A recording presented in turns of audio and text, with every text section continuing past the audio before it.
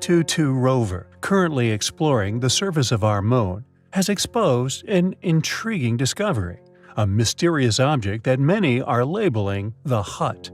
It is a cube-shaped curiosity, which oddly just appears to be resting upon the moon, as if once placed.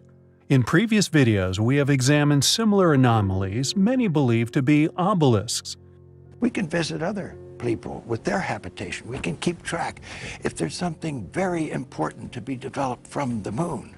Together, we can explore the moon and develop the moon. We should go boldly where man has not gone before. Fly by the comets, visit asteroids, visit the moon of Mars. There's a monolith there, a very unusual structure on this little potato-shaped object that goes around Mars once in 7 hours. When people find out about that, they're going to say, who put that there? With even Buzz Aldrin himself claiming there to be a monolith on Phobos, one of Mars' moons. And there is indeed a mysterious object resting on the surface of this mysterious satellite. A moon which not only appears to be hollow from one side, but is on a decaying orbit which does not make sense, almost as if it were a ghost of the past. Earthly calculations revealing that the moon should have disintegrated into Mars long ago. Yet the moon still exists, along with its mysterious so-called monolith. Yet I digress. The thing that makes these objects so interesting is how they seemingly appear to have once been placed where they have rested for untold millennia. No contact trail, no debris, dust plume, or disturbance at all. And most importantly, no crater of any form. Unfortunately, however, according to Chinese space officials, it may be a long time before the rover reaches the object, if at all. One major reason is that U-22 isn't active most of the time. The solar-powered spacecraft cannot operate during the 14.5 Earth-day-long lunar night, nor for roughly 24 hours after sunrise and before sunset. U-22 also stays offline during lunar noon, as temperatures at that time can reach 127 degrees Celsius. What is this object? Further photographic study and detailed research into its precise location needs to be undertaken. It is an object which we find highly compelling. Since man landed on the moon, countless conspiracy theories have surfaced all over the web, some so virulent they spread like a virus, seeping into many areas of the media. Some of these theories, predictably, hold more water than others. Some claim we never went to the moon, this regardless of the proof that has continued to surface over the years. NASA claims to have lost the telemetry from the moon landings also. The motive behind this claim is unclear, yet no matter how unlikely, they continue to claim that it has been missing for decades. Conspiracy theorists often overlook the astonishing contributions which NASA has also made to modern society. Yet some theories actually claim a literal polar opposite of moon landing conspiracies.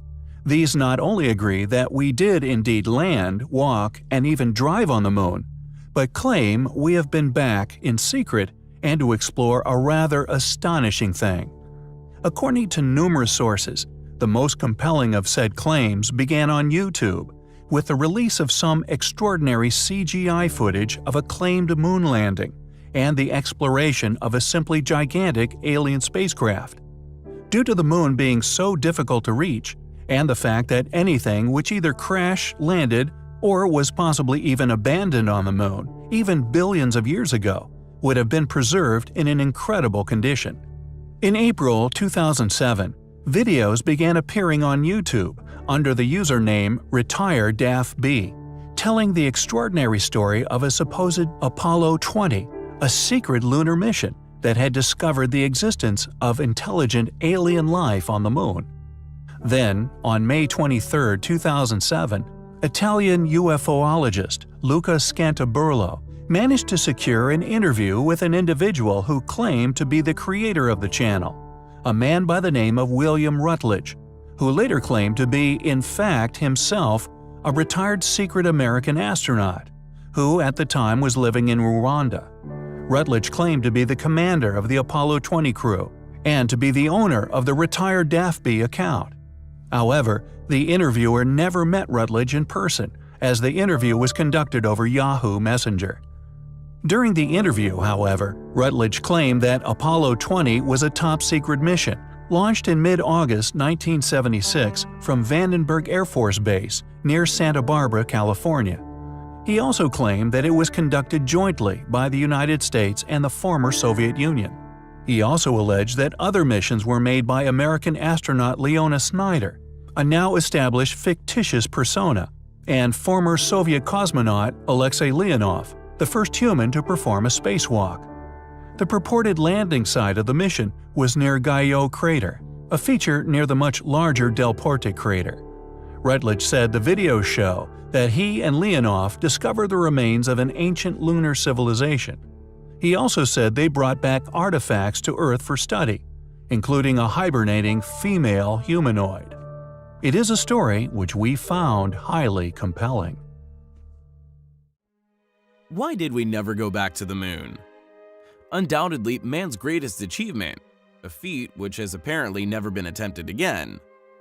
There are many conspiracy theories surrounding the moon missions, some for good reasons and others not so.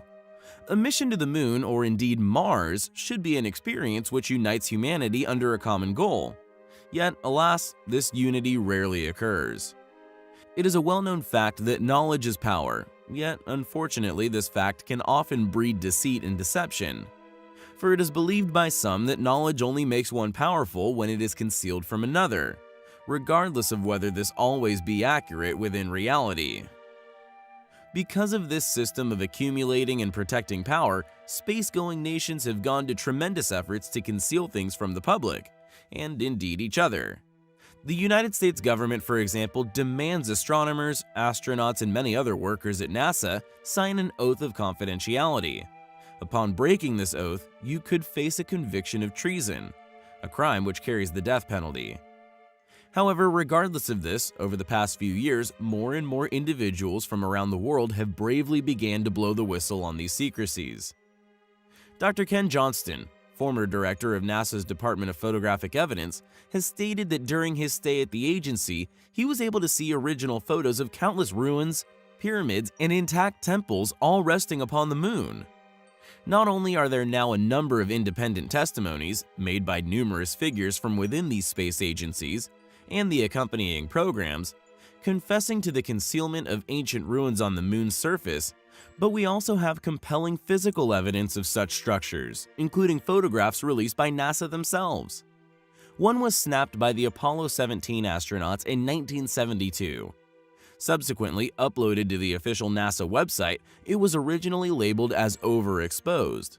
However, as technology has evolved and computer software has become more inept at refining images, it has revealed something amazing. Along with apparent pyramidal structure, clearly seen within this image, some investigators have also highlighted a possible monolith in the foreground. Was Space Odyssey trying to tell us something? Predictably, many people have come forward attempting to discredit this discovery. Yet, fortunately for us, in the December of 2008, the Hubble Space Telescope took some extremely intriguing images of its own. Images which seem to corroborate the once overexposed Apollo photo. Do these images actually show ancient ruins upon the surface of the moon? If this is the case, how did they get there? Or more importantly, who could have built them? Are these relics proof of an ancient space-going civilization? Or maybe extraterrestrial activity?